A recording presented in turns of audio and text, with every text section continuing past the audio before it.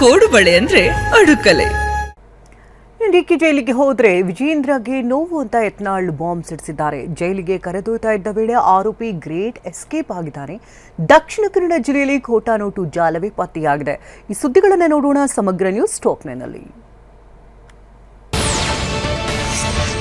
ಕಾಂಗ್ರೆಸ್ ವಿಜಯೇಂದ್ರ ಸೇರಿ ಕೆಲವರು ನನ್ನನ್ನು ಜೈಲಿಗೆ ಹಾಕಿಸೋದಕ್ಕೆ ಪ್ರಯತ್ನಿಸಿದ್ದಾರೆ ಅಂತ ಶಾಸಕ ಬಸನಗೌಡ ಪಾಟೀಲ್ ಯತ್ನಾಳ್ ಆರೋಪಿಸಿದ್ದಾರೆ.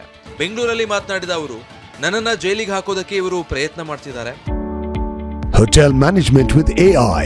Join IIHM, International Institute of Hotel Management.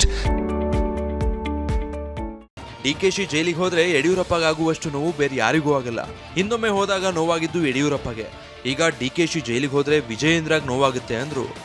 ನೋಡ್ರಿ, ಯಾರು ಪ್ರಯತ್ನ ಮಾಡಿದ್ರೆ ಈಗ ನನಗೂ ಪ್ರಯತ್ನ ಏಟು ಮಾಡ್ತಾರೆ. ನಮ್ಮ ಕಾಂಗ್ರೆಸ್ನವರು BJP ವಿಜಯೇಂದ್ರ ಕೂಡಿ ಜಾಯಿಂಟ್ ಪಾರ್ಲಿಮೆಂಟ್ರಿ ಕಮಿಟಿ ಅಂತ ಕರೀತಾರೆ, JPC ಅಂತ.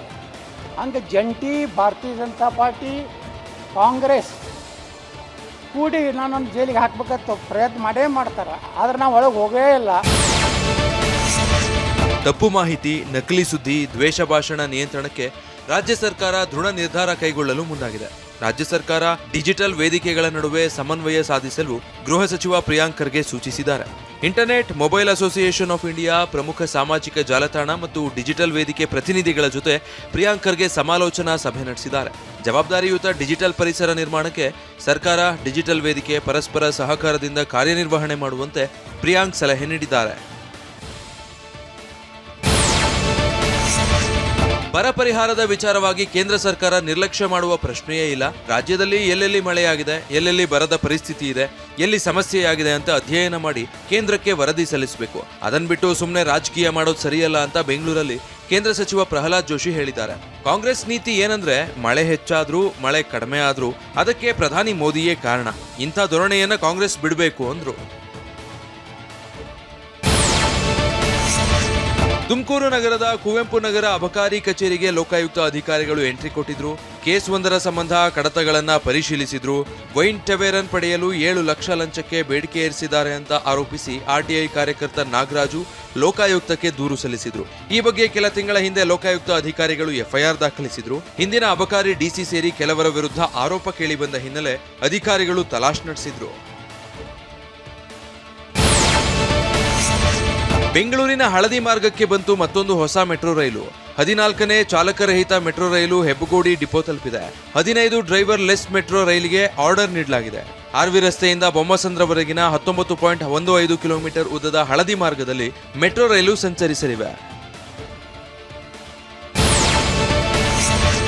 ರಾಜ್ಯಾದ್ಯಂತ 579 ಮದ್ಯದ ಸನ್ನದುಗಳ ಹಂಚಿಕೆಗೆ ಜುಲೈ 24ರಿಂದ 31ರವರೆಗೆ ನೇರ ಹರಾಜು ಪ್ರಕ್ರಿಯೆ ನಡೆಯಲಿದೆ. ಮುಂದಿನ 5 ವರ್ಷಗಳ ಅವಧಿಗೆ ಒಟ್ಟು 579 ಮದ್ಯದ ಸನ್ನದುಗಳನ್ನು ಹರಾಜು ಹಾಕಲು ನಿರ್ಧರಿಸಲಾಗಿದೆ.